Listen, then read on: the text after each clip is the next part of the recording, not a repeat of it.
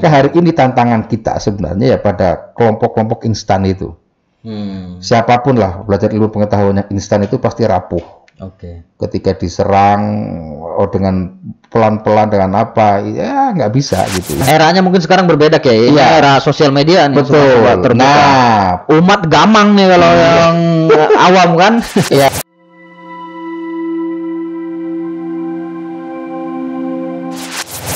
Pak Mahrus Elmawa. Ya. Assalamualaikum Kiai. Waalaikumsalam. Ini saya biasa memanggil Kiai nih.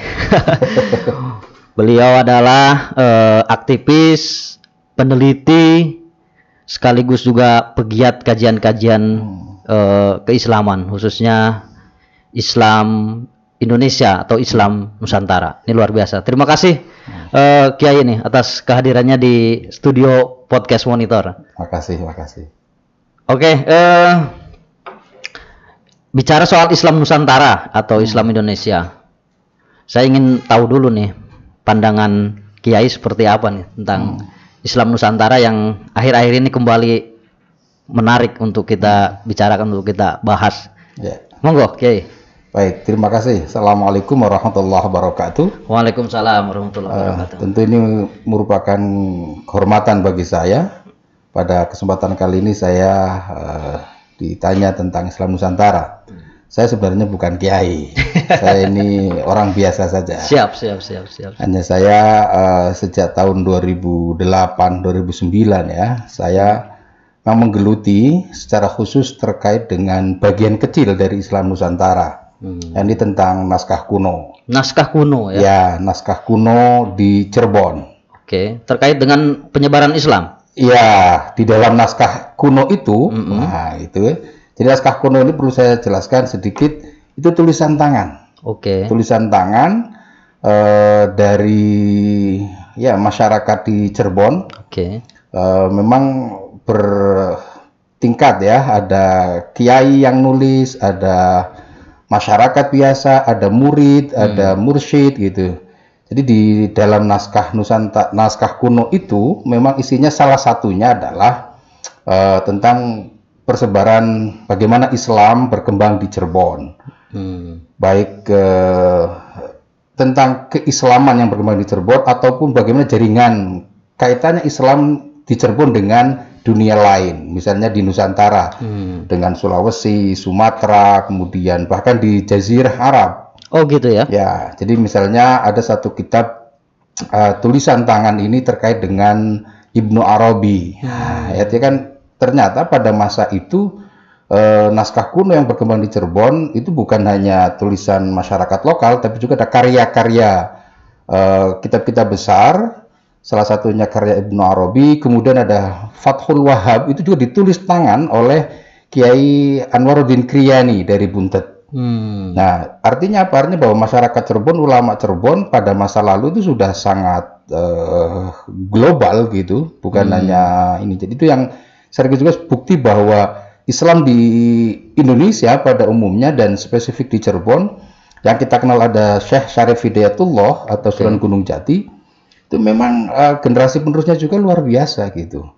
Jadi cerita tentang Syarif Hidayatullah, bahkan saya menemukan salah satu naskah itu ada silsilah Syarif Hidayatullah sampai ke Kanjeng Nabi Muhammad, kira-kira gitu. Kemudian kaitannya Kanjeng Nabi Muhammad dengan nabi-nabi yang lain juga ada. Ada itu ya? Ada. Tulisan tulisan silsilahnya itu ya? Tulisan tangan silsilah. Oke. Nah itu kaitannya dengan di tulisan itu kaitannya dengan tradisi lokal masyarakat itu seperti apa? Artinya Islam dengan tradisi lokal masyarakat itu seperti apa di temuan-temuan? Ini yang menarik ya. Jadi dalam kaitannya dengan lokalitas gitu ya, kekhasan Cirebon misalnya, kita bisa melihat baik dari gambar, ilustrasi ataupun bahasa itu khas sekali Cirebon.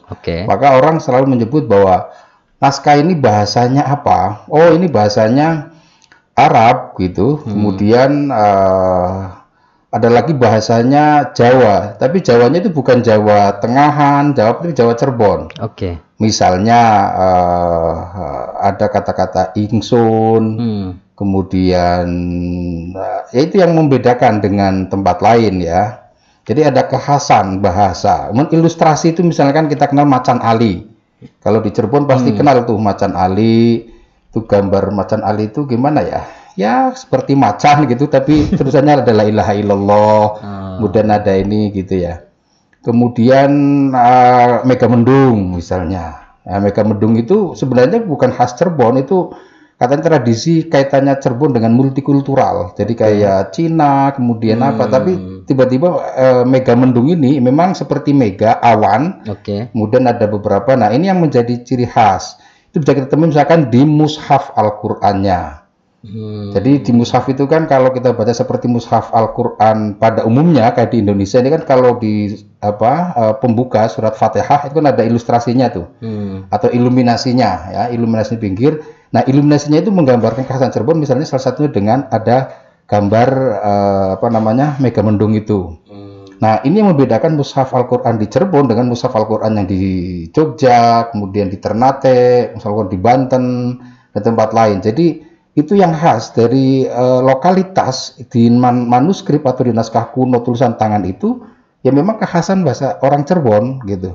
Jadi ada yang berbeda walaupun ajaran Islam itu universal, tapi begitu masuk ke Cirebon lalu ada irisan-irisan. Jadi dia ada karakteristik tersendiri. Iya, betul, ada karakteristik ini. Nah, bicara karakteristik ini misalnya salah satu contohnya naskah kuno Tarekat Syatariah.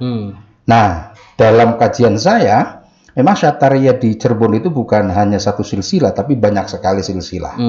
Ya, ada yang melalui Abdul Rauf As-Singkili, ada yang melalui Syekh Abdul Muhyi Pamijahan, kemudian ada lagi melalui kayak kajian saya ini misalnya Abdullah bin Abdul Qahar. Nah, di dalam naskah Syatariah Muhammadiyah ini misalnya yang berjudul itu, dalam naskah itu ada yang menarik gitu. Ini yang sering saya sebut sebagai Iwak Telu Sirasa Nunggal. Nah, ini adalah manifestasi atau perwujudan dari wahdatul wujud kalau di beberapa tempat lain.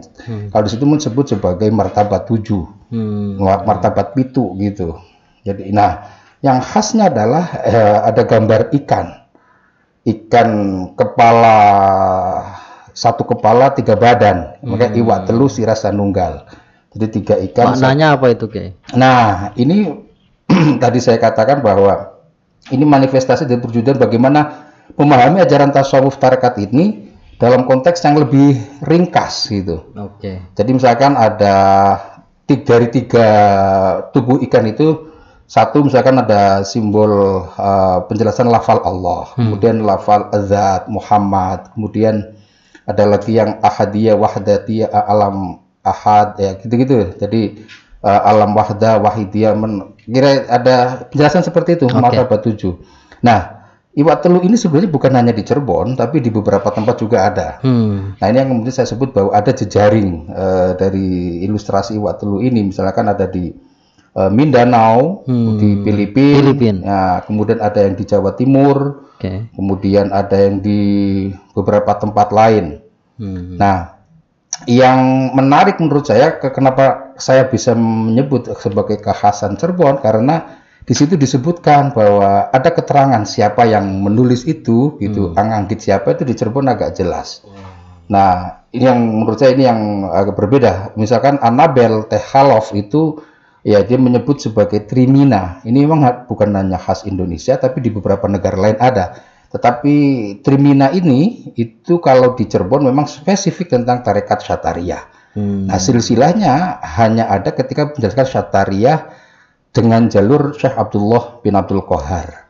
Nah, ini yang saya kira berbeda dengan jalur Abdul Rauf As-Singkili, kemudian jalur siapa lagi yang ya di Indonesia memang sering mengatakan bahwa Syatariah masuk ke Jawa pasti melalui Abdul Muhyi gitu. Nah, ternyata naskah saya tidak membuktikan itu. Maksudnya tidak hanya itu, tetapi juga ada jalur lain yang berbeda. Nah, ini yang menurut saya kekhasan. Saya sih bisa menyebut sebagai bagian dari kekhasan atau karakteristik tarekat naskah kuno tarekat Syatariah di Cirebon. Ini yang berbeda dengan tempat lain. Jadi lokalitasnya kelihatan. Nah, ada kemudian tafsir lain. Kenapa kok di Cirebon lebih cenderung ikan? Nah, karena Cirebon kita tahu adalah daerah pantai, kemudian ada tradisi ya ikan, saya kira salah satu ciri khas ya daerah pantai pesisir. Kemudian kita bisa melihat bagaimana praktek kalau walimahan itu kayak berkat misalnya selalu ada ikannya kan, ada ikan, nah, ada lauknya, ada lauk, nah kira-kira gitu. Nah ada tafsir seperti itu bahwa ini bagian dari berbumisasi ajaran Islam yang lebih mudah dipahami untuk masyarakat awam.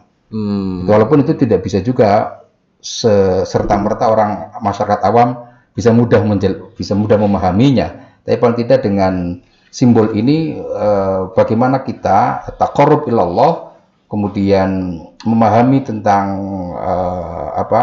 alam yang tadi saya sebut bahwa martabat 7 itu lebih mudah karena ujungnya pada insan kamil gitu.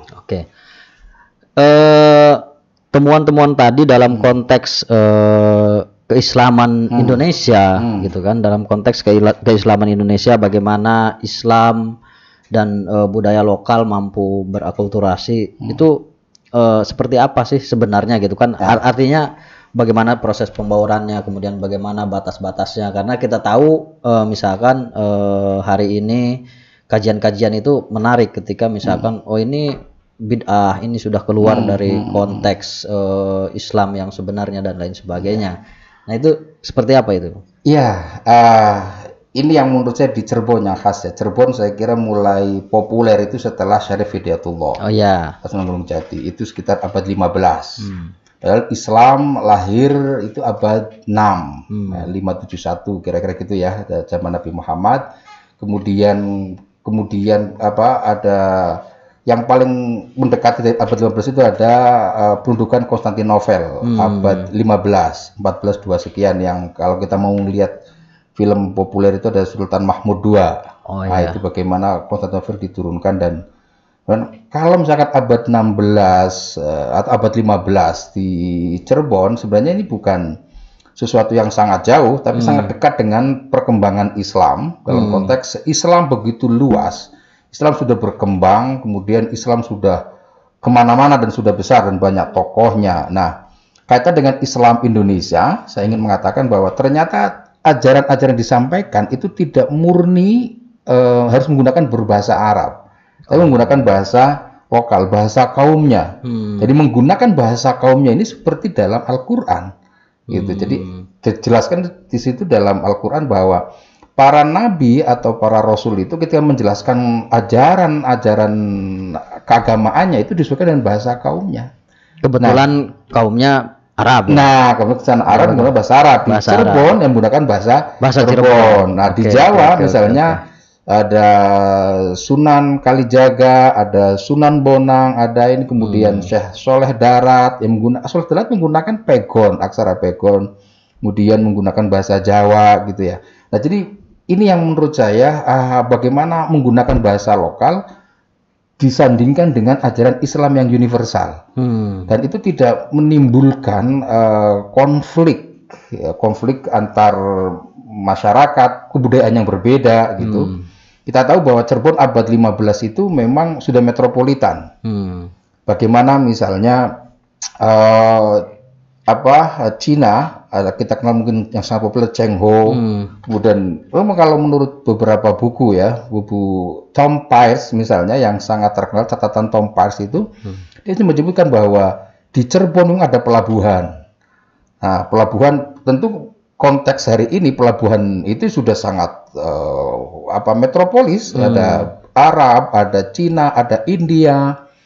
Tapi bagaimana kemudian bahasa-bahasa itu begitu di Cirebon itu melebur menjadi bahasa lokal gitu, ketika penciptaan itu. Makanya kalau di Cirebon itu kan ada Masjid Bata Merah, itu kan di situ dikenal Kampung Arab, ya kan? Nah, tetapi ya lagi-lagi Arabnya tidak begitu muncul, tapi yang muncul Cirebonnya. Tetap Cirebonnya. Tetap Cirebonnya, artinya lokalitas itu menjadi penting, dan itu tidak terjadi hanya di Cirebon tapi di beberapa tempat lain, di daerah lain di Indonesia, misalnya kayak di Buton. Di Buton kita kenal di situ ada Kesultanan. Nah, ketika merumuskan undang-undang di Buton itu menggunakan perspektif tasawuf.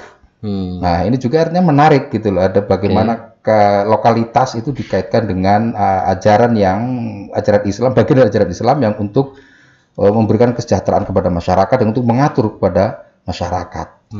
Jadi gitu dalam konteks keindonesiaan tentu, karena saat itu belum ada Indonesia ya, saat itu masih Nusantara. Kan abad 15-16. Nah kemudian ketika masuk Indonesia merdeka, perubahan ini kan jadi elegan gitu loh, tidak kemudian menyalahkan karena ini bukan Arab, ini bukan Islam. Saya kira bukan begitu cara menyampaikan ajaran Islam dalam konteks masyarakat yang berbeda-beda, gitu ya. Di Cirebon kita kenal misalnya, ada banyak sekali lokalitas masuk itu. Jadi kalau bahasa naskah itu kan salah satu saja, masih banyak yang lain, misalnya soal wayang, lukisan kaca, kemudian topeng, dan saya kira banyak peneliti yang dari luar negeri yang menarik kajian tentang topeng, kemudian itu kan lokalitas sebenarnya. Kemudian, walaupun kita tahu topeng, wayang itu bukan hanya di Indonesia, bukan hanya di Cirebon, tapi di seluruh dunia juga ada. Artinya apa? Kaitan ajaran Islam menggunakan simbol-simbol lokal ini yang itu jauh lebih mudah, lebih soft gitu. Lebih ya relatif alami lah gitu, jadi tidak ngagetin gitu loh. Iya. Nah, Gus Dur sering mengatakan kalau dulu pesantren itu dikenal lokalnya, misalkan pesantren Buntet, pesantren Jombang, pesantren bukan Ma'had Al-Islami, ya, pesantren Krapyak. Jadi bukan bahasa Arab yang dimunculkan, tapi wilayahnya, geografisnya. Ini yang menurut saya ya itu lokalitas tentu saja. Geografi itu kan bagian dari lokalitas. Jadi alam sekitarnya. Kita misalkan tahu Buntet itu apa? Buntet itu sebenarnya ya nama dusun kecil. Bukan gitu. Bahasa Arab ya? Dan bukan bahasa Arab gitu. Krapyak kita apa? Krapyak itu dusun. Sama kayak di Jawa Timur, Pondok Pesantren Tebu Ireng. Tebu Ireng itu juga apa? Kabupaten bukan juga. Gitu. Kampungnya. Dusunnya. Itu lisanu qaumihim itu di situ saya kira. Menggunakan bahasa kaumnya juga, bukan hanya bahasa tapi nama wilayahnya juga gitu. Apakah Arabnya nggak ada? Arabnya tentu ada, tapi orang lebih mengenal lokalitasnya, gitu, lokusnya itu jauh lebih dikenal. Nah, bagi saya ajaran Islam yang disampaikan melalui para wali sampai hari ini, yang di pesantren-pesantren kita kenal, itu jauh lebih soft, gitu, dibanding dengan langsung menggunakan bahasa Arab yang bahasa Arab kita tahu ada tidak melenceng dari ya. Iya pasti tidak dong, nggak mungkin lah. Al ulama warasatul anbiya, ulama sebagai pewarisnya para nabi menyampaikan kemudian yang berbeda dengan nabinya. Hanya caranya saja yang saya kira berbeda gitu. Ya, karena kan hari ini kita tahu banyak yang mempermasalahkan soal bagaimana relasi Islam dengan tradisi di Indonesia kan seperti itu. Nah, tadi menarik kaitan dengan temuan manuskrip-manuskrip yang disampaikan oleh Kiai ini. Berat nih bahasan ini, tapi menarik ini. Nah, pertanyaan saya ini Kiai, apakah ada di masa itu sebenarnya seperti apa sih relasi Islam di Nusantara dalam konteks penyebaran Islam di Nusantara, termasuk tadi temuan-temuan di Cirebon dengan Islam di ya katakanlah di Jazirah Arab atau di Gujarat lah ya kan, di Gujarat misalkan gitu, karena ada juga yang mengklaim dalam tanda kutip katanya penyebaran Islam masuk ke kerajaan-kerajaan, salah satunya kerajaan itu masuk Islam adalah karena sudah berbaiat dalam tanda kutip ke khalifah gitu. Nah, ini saya ingin mempertegas nih dari Kiai Mahrus nih yang juga penulis buku soal bagaimana sebenarnya klaim tersebut gitu. Ya. Oke. Jadi kalau bicara soal kerajaan Islam di Indonesia, spesifik misalkan kasus Kesultanan Cirebon gitu ya. Dan ini saya kira modelnya hampir sama. Cirebon ini kita tahu di Jawa Barat khususnya itu kan ada kerajaan Sunda. Kemudian kerajaan Galuh maksudnya? Ya, sebelum Galuh ada lagi. Sebelum Galuh ada lagi. Jadi Sunda itu kan banyak, kerajaan Sunda itu banyak. Ada Galuh, ada di Ciamis, kemudian macam-macam lah. Iya, iya, iya. Kan ada Sunda 1, Sunda 2, macam-macam dah. Nah, yang terakhir itu kan kalau kita sebut katakanlah ya Walang Sungsang itu kan salah satu putranya. Siapa namanya? Kian Santang. Kian Santang itu saudaranya. Oh ya, saudara. Walang Sungsang, Kian Santang, kemudian satunya ibunya Sunan Gunung Jati. Itu satu keluarga. Oke. Nah, itu kan masih kerajaan Sunda. Artinya sebenarnya kalau kita mau melihat, nah begitu Sunan Gunung Jati atau uaknya yang Walang Sungsang itu, yang bergelar ada siapa namanya, Kanjeng Iman atau ada lagi banyak sebutannya, itu tiba-tiba ingin merdeka. Jadi kalau bahasanya itu ingin mendirikan menjadi kerajaan sendiri karena spesifik ini Islam, sementara sebelumnya dianggap kerajaan Sunda itu atau Pajajaran ya, dulu kan ada Galuh, Pajajaran, itu relatif belum Islam gitu ya, ya memang bukan Islam. Nah, ketika kerajaan Cirebon mendeklarasikan dirinya sebagai negara yang terpisah dari Pajajaran, ini sebenarnya ada kesinambungan ya, ada kesinambungan bahwa Pajajaran saat itu saya kira menghormati ajaran Islam ya, dan ya, seperti saya sampaikan di awal bahwa abad 15-16 itu Islam sudah berkembang di mana-mana. Jadi kalaupun itu di Cirebon itu Sunan Gunung Jati ramai, artinya sebelumnya sudah ada orang Islam. Jadi ini menurut saya sih, saya setuju dengan banyak peneliti dari asing bahwa Syarif Bedatu itu adalah masa keemasan saja, masa keemasan Islam yang ada di Jawa Barat. Jadi mulai Sunan Gunung Jati. Nah, kaitannya dengan kerajaan Islam yang hubungannya dengan khilafah Turki Utsmani dan lain, menurut saya ya jauh sekali. Jauh ya? Prosesnya aja berbeda gitu loh. Kayak misalnya Demak itu dari Majapahit, gitu. Dari Majapahit, kemudian Raden Patah, kemudian kaitkan dengan yang lain, sampai dengan Sultan Agung di Jogja misalnya, itu kan dari mulai Demak, kemudian ke Jepang itu. Setelah Demak kemudian ada di Jepara, kemudian ada beda. Kemudian ya, baru belakangan aja kemudian Sultan Agung. Ini yang tercatat ya, Sultan Agung. Sultan Agung juga kan sudah kerajaan Mataram yang kesekian. Itu kemudian mengklaim bahwa ada surat pengakuan dari Turki Utsmani. Jadi pengakuan saja, hubungannya. Pengakuan saja. Jadi secara relasi sebenarnya nggak ada relasi secara langsung ya. Kamu harus mengikuti ini, enggak ada. Semuanya menggunakan aturan-aturan lokal. Kalau kita melihat Sunan di Mataram, Sultan Agung itu ya muridnya Sunan Kalijaga gitu. Pernah belajar dari Sunan Kalijaga, kemudian ada beberapa ajarannya. Ya, nyaris dengan Turki Utsmani dengan ya hampir enggak ada. Ada pengakuan aja. Ketika mau ada gelar Khalifatullah. Itu gelar-gelar seperti itu yang kemudian dianggap bahwa ini perwakilan Islam, karena Sultan Agung kan ingin seperti Gajah Mada menyatukan kerajaan Islam yang ada di Nusantara gitu loh. Kalau dulu Gajah Mada dengan Sumpah Palapanya, Sultan Agung bersamaan dengan datangnya kolonial VOC itu kan ingin menyatukan juga untuk melawan mereka. Hanya memang lagi-lagi belum terbukti. Tapi perlawanan ke Batavia dan Sultan Agung itu yang sampai hari ini saya kira dicatat oleh sejarah. Bagaimana masyarakat pribumi, kesultanan yang ada di Indonesia tidak begitu saja menerima. Karena kita tahu memang VOC kan sekitar abad 17 awal mulai menguasai di Indonesia kan. Ada Cirebon itu sudah melewati masa-masa itu. Jadi abad 16-17 ya kira-kira gitu. Jadi itu masa-masa yang sudah dilewati oleh Cirebon. Maka begitu VOC datang kemudian kolonial, itu masa-masa berat memang saya kira. Jadi kalau dikatakan Turki Utsmani khilafah itu ya historis menurut saya. Historis ya, dengan Islam Nusantara ini. Dengan Islam di Indonesia. Iya, artinya di Indonesia ini kerajaan Islam di Indonesia ya khas ala Indonesia gitu. Dengan karakteristik bangsanya masing-masing. Makanya tadi saya sebut salah satunya adalah di Buton. Itu kan khas banget, itu yang tidak ada di dengan kearifan lokalnya. Betul. Yang tentu ya sesuai dengan syariat Islam kan. Iya, jelas dasarnya itu Quran hadis. Hanya bagaimana Quran diimplementasikan di dalam kehidupan itu kemudian berbeda-beda. Nah, tasawuf, thariqah itu kan salah satu cara bagaimana mengamalkan ajaran Islam, termasuk hadisnya dan sunnah Rasul yang lainnya gitu.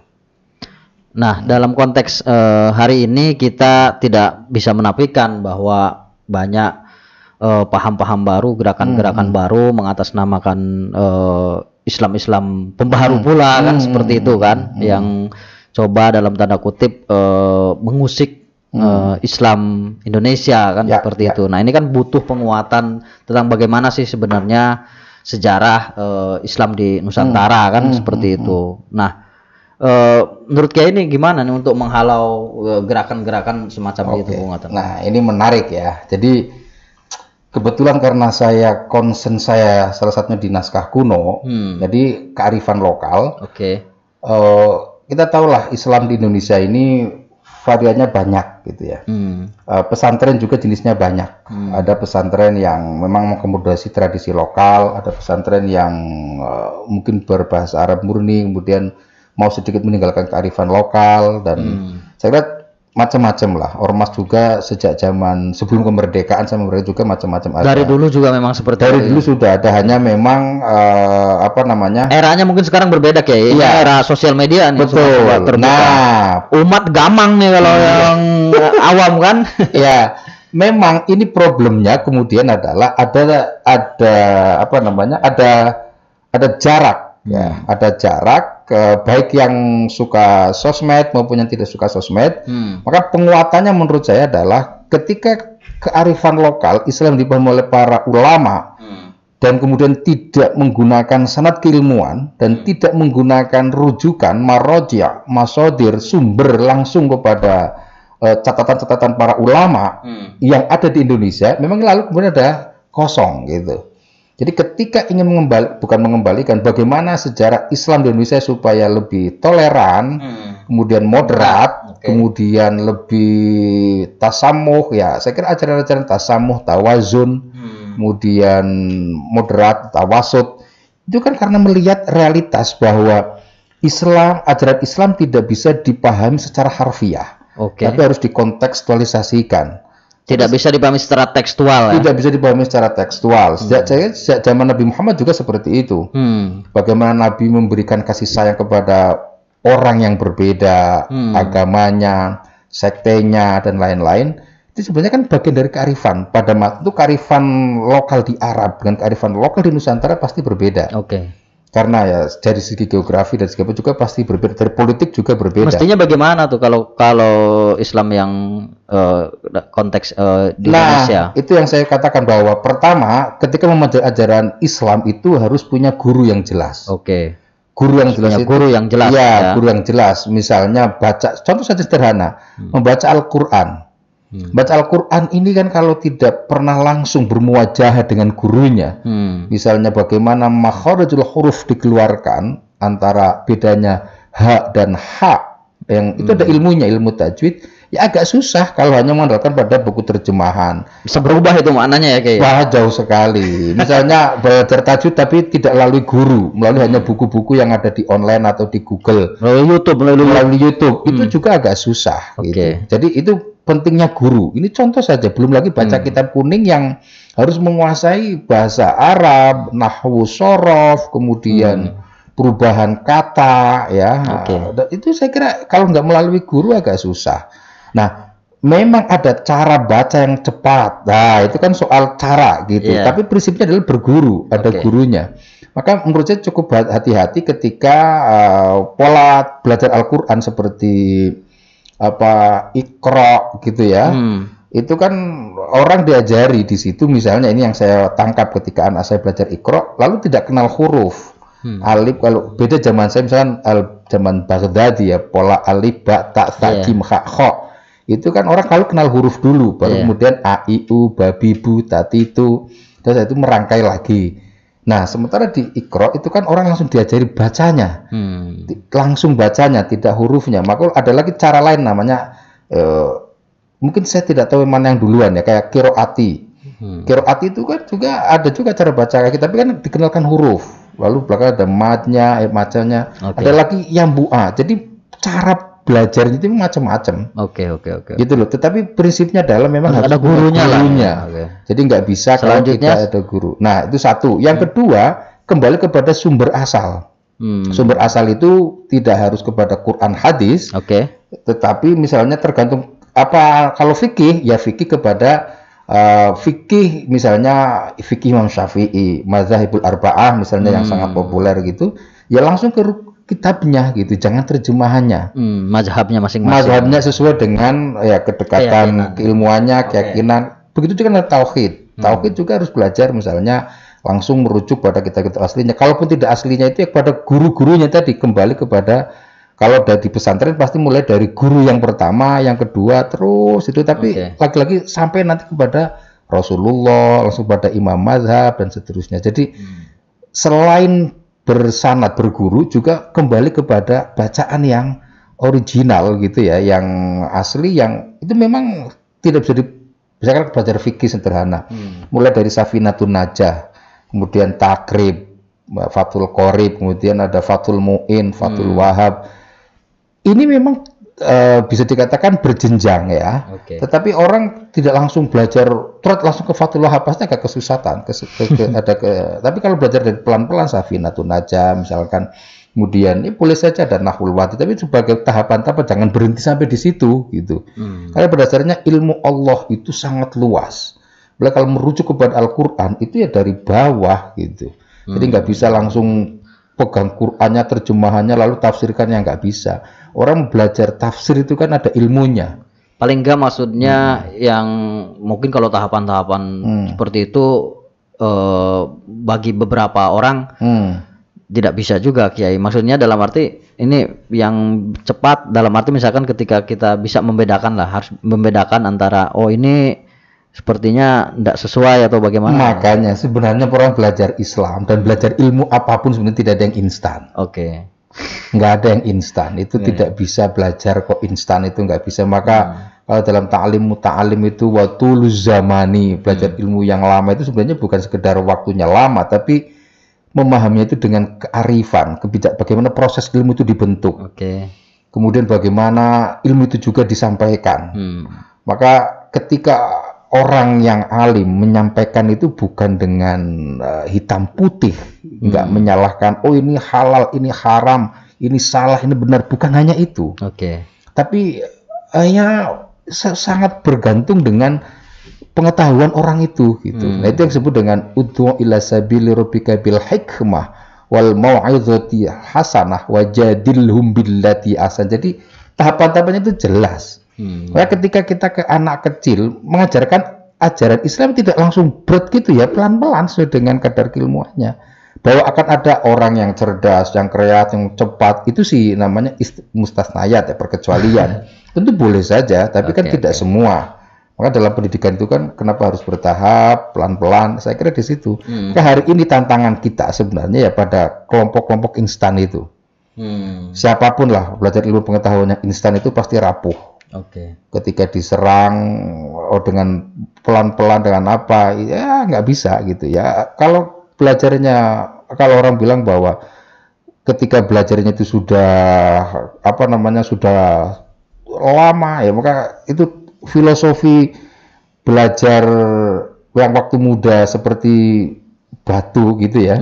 Kemudian kalau belajar mulai yang tua seperti melukis di atas air, itu sebenarnya benar saja. Jadi justru ketika dari kecil sampai lama besar itu ya mengukir di atas batu itu ya memang maksudnya adalah ilmunya itu akan kuat. Tidak mudah karena goyang. Sudah ada dasarnya. Sudah ada dasarnya itu ya. Iya, tapi kalau orang yang baru mudanya seperti begitu di ini ya hilang. Dan kecenderungannya menurut saya seperti banyak ulama ya, misalnya nyebut bahwa kalau orang mudah menyalahkan orang lain, itu ciri-ciri pengetahuannya mungkin masih terbatas. Gitu ya. Kemudian merasa dirinya paling benar, itu juga ya mungkin terbatas gitu. Walaupun orang berdakwah itu boleh seperti kayak Sayyidina Umar, keras, tegas, tapi jangan dilihat itu saja. Sayyidina Umar itu banyak kearifan-kearifan lain yang menurut saya itu juga diiringi dengan ya tawaduknya Khalifah Umar bin Khattab misalnya, bagaimana dia wiroinya, bagaimana tidak mau makan makanan yang tidak jelas, tidak mau berhubungan sesuatu yang nggak jelas gitu. Jadi semuanya memang ada ukurannya. Tapi walaupun Umar tegas, orang sering kita harus tegas keras seperti Umar. Tapi ingat dong kebijakan-kebijakan Umar yang lainnya, ijtihad Umar yang begitu luar biasa. Ya, misalkan hukum potong tangan, oleh Umar, itu istiadat Umar ini. Ini kan bagian dari, ya jangan langsung tangannya dipotong. Zaman sekarang sudah nggak anu lagi, tapi dihukum melalui penjara untuk jerah. Apa sih makna hukum potong tangan itu balik? Nah kira-kira gitu loh. Jadi ada hikmah, ada pendekatan yang arif kebijaksanaan itu yang tidak hitam putih gitu. Ini menurut saya Mas. Jadi dalam konteks hari ini ketika kita Islam, Indonesia, konstelasi termasuk juga mungkin soal terorisme, soal apa, ya saya kira memang harus dilihat pada konteks yang lebih luas. Kita mencari guru, mencari sumber ajaran itu ya memang harus. Ya. Jadi memahami Islamnya harus secara komprehensif. Iya, saya kira begitu. Jadi tidak langsung apa-apa langsung bicara khilafah. Fikih. Ya, jangan langsung to the point ke fikih gitu. Pasti ada tauhid, ada tasawuf. Itu juga satu paket. Maka dulu itu ini yang saya kira oleh Imam Ghazali, man tasawwafa wa lam yatafaqqah faqad tazandak. Artinya kan Imam Ghazali mengatakan bahwa belajar agama itu ya antara tasawuf, kemudian fikih, itu harus satu paket. Kemudian ada juga tauhid gitu. Itu nggak bisa kemudian dipisah-pisahkan. Tapi bahwa ada orang yang ahli di bidang salah satunya, ya nggak apa-apa. Tapi kan ya menurut ilmu, bukan dulu itu ada ilmu mutakalim, ahli kalam, ada ilmu fuqaha, ahli fikih. Artinya apa? Ada mufasir, ahli tafsir. Tapi bagaimana dengan keseluruhan itu? Nah, maka Islam, kenapa orang Islam itu wajahnya banyak? Wajahnya banyak itu maksudnya adalah keilmuannya banyak. Ada ilmu ini, gitu loh. Tetapi ya Islamnya satu tetap gitu. Islamnya tetap satu yang diajarkan oleh Nabi Muhammad melalui Quran dan hadis. Tapi bahwa ke bawahnya itu yang saya kira macam-macam. Nah, di Indonesia saya kira itu menurut saya dalam konteks seperti yang saya katakan bahwa melalui naskah kuno itu saya bisa membuktikan bahwa tentu ajarannya sampai kepada kita di kampung, di masyarakat itu sudah sesuai dengan ajaran-ajaran sampai ke Rasulullah. Oke, terjaga ya. Terjaga, saya kira terjaga itu ya? Saya kira pesantren sudah jangan diragukan lagi lah. Asal pesantren itu memang mengajarkan yang tadi ya. Yang bukan pesantren yang hanya satu saja gitu ya. Kan ada yang pesantren yang tidak mempelajari ilmu-ilmu yang lainnya. Terakhir mungkin saya ingin mempertegas soal konsep Islam Nusantara. Nah, kan Islam Nusantara, Islam yang berbasis kearifan lokal nih Kiai, karena banyak juga narasi yang berkembang bahwa Islam Nusantara sesat tuh, tidak sesuai dengan ajaran Islam, udah jauh melenceng dan lain sebagainya. Nah, ini mungkin sekaligus nanti closing statementnya ini kayak seperti apa nih kan Islam Indonesia, Islam Nusantara, tujuan-tujuannya dalam konteks bahwa bagaimana kita beragama ini, berislam ini harus moderat kan, kira-kira seperti itu. Monggo, kira-kira gimana? Ya, memang istilah Islam Nusantara ini mulai ramai itu kan sejak Muktamar NU di Jombang. Artinya belum lama gitu. Tapi sebagai sebuah istilah Islam Nusantara sudah lama sekali disebut oleh para peneliti, oleh para pengkaji. Bukan barang baru ya. Bukan barang baru. Istilah Islam Nusantara itu bukan barang baru. Tapi memang akan menjadi menarik ketika yang menyuarakan adalah organisasi sebesar NU. Kemudian konteks politiknya juga waktu itu lagi ramai gitu ya. Nah, kalau dibilang bahwa ini bagian dari Islam baru, agama baru, saya kira bukan. Tapi bagaimana Islam dipahami oleh masyarakat Nusantara, baik dari tinjauan fikih, dari tinjauan tafsir, dari tinjauan ini dan seterusnya, saya kira itu yang harus dilihat ya. Dan kemudian soal tradisi menggunakan blangkon, menggunakan sarung, itu juga bagian dari pemahaman bagaimana menutup aurat ya. Itu menutup aurat di Indonesia, di Nusantara berbeda dengan menutup aurat yang ada di Arab, karena masing-masing punya kebudayaan sendiri-sendiri gitu. Jadi memang bicara Islam Nusantara bicara Islam berkebudayaan.